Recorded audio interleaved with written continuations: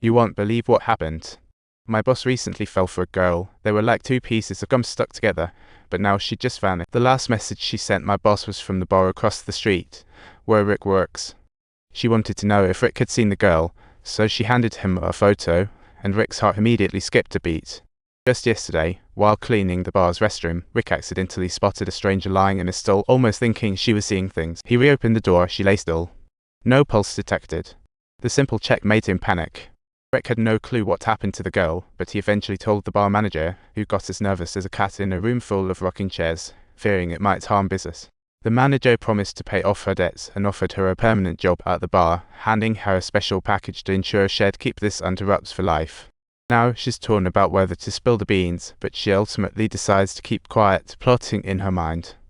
Luckily, her casual mention of the special stuff had her boss flipping out, and he immediately grabbed Rick by the throat, asking, "How do you know?" She hadn't even told her best friend, and now seeing her boss fuming, Rick had a light bulb moment.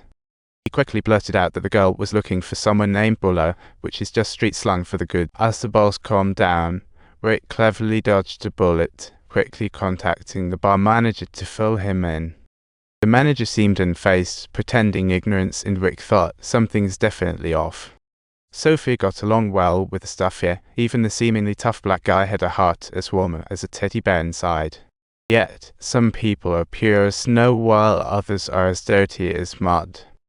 In the comm arena, dark currents flowed under the surface. Each smiling face could hide shady deals, and Rick feared Sophia's world might be tainted. Rick wanted to get her out, but Sophia refused to go anywhere except home, leaving Rick with no choice but to give in. They packed their bags and trudged through a dark hallway. It felt like they were time-traveling. All carvings and dampness reveal Rick's life. She asked Sophia to wait outside while fetching things. The chaotic crowd and scurrying rats made the girl feel lost and weak upon stepping out. She longed to go home.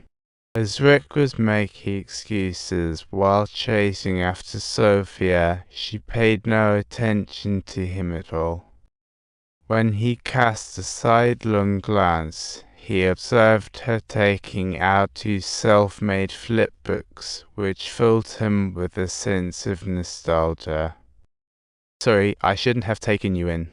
I didn't think it through," Rick thought, mentally spinning. "I honestly thought you might enjoy watching these." "Do you?" Sophie asked with curiosity. Rick's memories flickered back, painting scenes of Sophia's adventurous escapades as if from another life. She would die and come back to life, bravely battling fate. These stories were like Rick's homework during boredom. Back then, they had no toys or gadgets. Relying on these to pass the time, flipping through these books was her little escape. She created a whopping 60 of these books, helping Rick shake off her dark reputation. Unknowingly, their relationship grew closer, realizing they were family rather than strangers. Sophia was in the restroom and two strangers outside hammered on the walls, and as Rick tried to persuade them to be quiet, they just kept right on. Subtitles. Rick found their behavior absolutely unbearable and scolded them angrily. Meanwhile, Sophia emerged from the restroom, clutching the hairpin and asking her for a small favor. By now, Sophia completely accepted Rick. As they returned to the holding area, the boss spotted them and seemed eager to apologize. After learning about Rick's sister, the boss sent someone to figure out how to release her, and he even wrote an apology letter.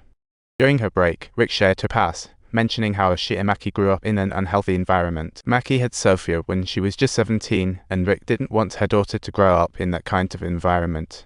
But the truth is, Rick was part of that environment herself. Complaining was just an excuse. Listening to the music in the holding area, she started dancing, and Sophia looked like an angel. No matter how dark it got, a ray of sunshine always lit her heart.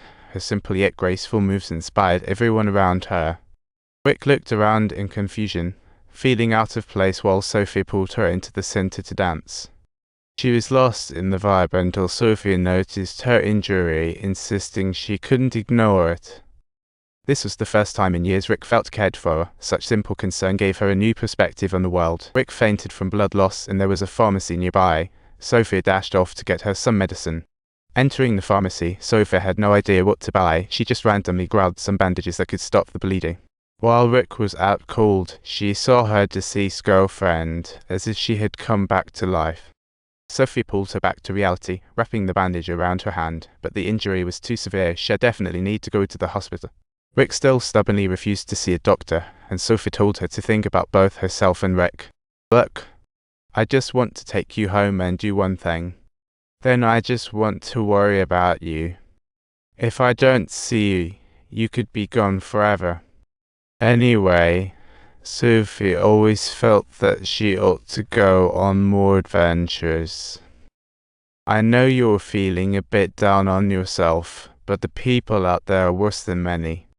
At least she wouldn't say she shouldn't be in this world, unlike her father, who would bring it up to everyone.